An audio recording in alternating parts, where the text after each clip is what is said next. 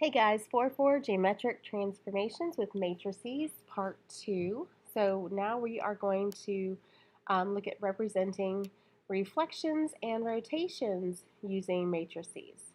Okay, so looking at example 3, we want to reflect a figure. Well, there are reflection matrices that are provided for you, 1 in the book, 2 on the test. You need to use this until you fully understand the pattern and the outcome of what's going to happen when you do a reflection.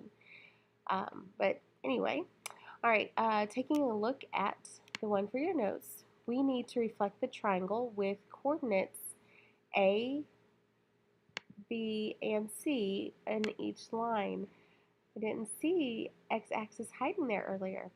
Graph triangle ABC and each image on the same coordinate plane. Again, not too worried about you guys getting the graphing done. All right, let's go ahead and express the coordinates as a matrix. All right, we've got 2, -1, 3, 0, and 4, -2.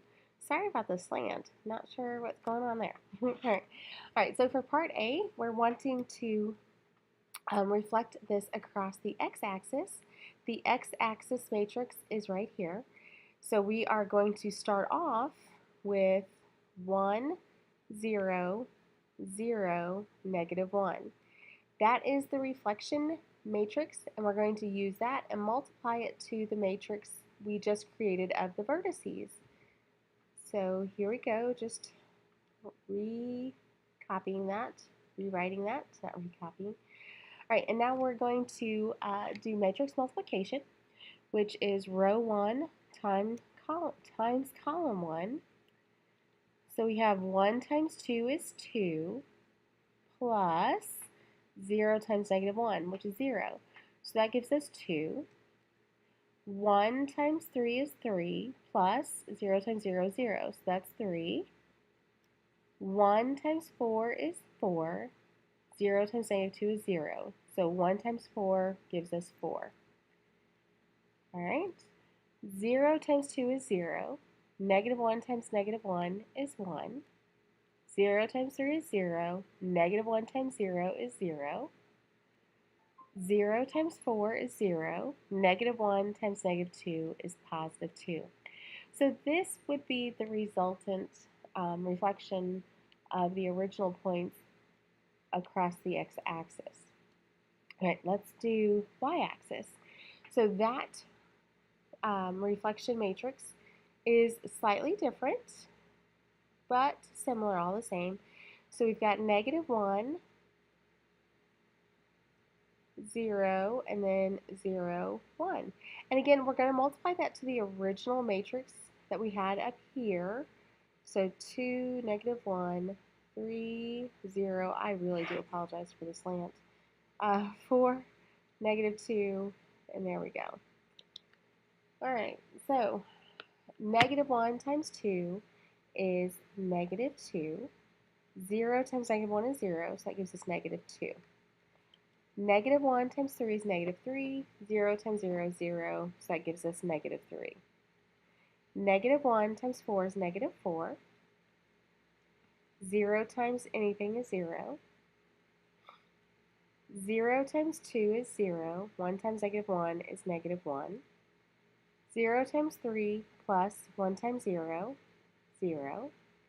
0 times 4 plus 1 times -2. So that's going to give us -2.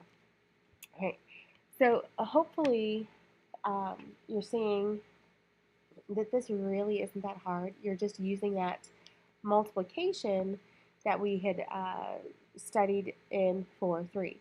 Okay, so for the y equals x-axis, this will be the last one, and then we'll do the next example, and that is going to be 1, 0, 0, 1 times 2, -1, 3, 0, 4, -2. All right, so 1 times 2 is 2 plus 0, so that gives us 2. 1 times 3 is 3, 0 times 0 is 0, so we have 3. 1 times 4 is 4, times 0 is 4. 0 times 2 is 0, plus negative 1, so negative 1. 0 times 3 is 0. 1 times 0 is 0. Excuse me. 0 times 4 is 0. 1 times negative 2 is negative 2.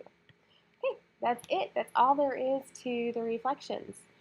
Okay, now rotations, very, very similar, except we have a different set of reflections there. So you are going to do the same thing with respect to getting your coordinates. And if I'm not mistaken, we should have been using the ones from here, which we had 2, 3, 4, negative 1, 0, 2. So, see if I can remember that, right? So 2, 3, 4, negative 1, 0, 2. All right. I am just going to pick a rotation of 270 degrees. So rotate 270 degrees. So that means I need to go up here and find the matrix that coordinates with that. So that's 0, 1, negative 1, 0. So 0, 1, negative 1, 0.